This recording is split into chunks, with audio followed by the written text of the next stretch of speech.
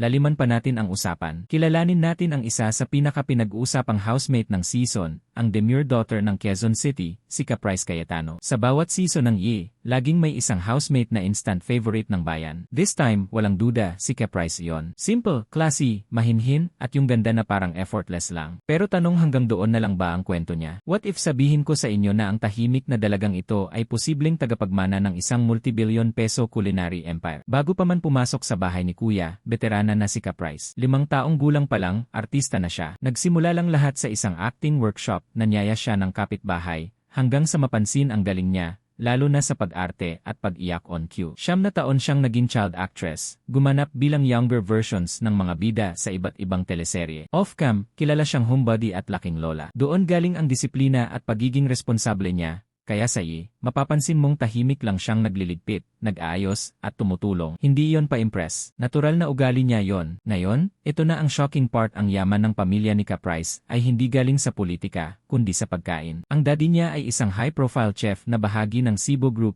isang restaurant conglomerate na target ang bilyon-bilyong revenue. Fine dining, casual dining, ramen bars, sakop lahat. Ang mommy naman niya ang utak sa negosyo. Siya ang strategist, ang naghahandle ng deals, logistics, at finances. Ibig sabihin, si Caprice ay lumaki sa mundong ang usapan sa hapagkainan ay supply chain, branding, at business growth. Kaya ang tanong, sumali ba siya sa YIV para sa premyo? Mukhang hindi. Mas malinaw na ang habol niya ay puso ng masa. Dahil paglabas niya ng bahay, hindi lang siya artista, posibleng isa na siyang brand. Si Caprice Cayetano, tahimik, elegante, at strategic. Ikaw, tingin mo ba, big winner material siya? Comment below.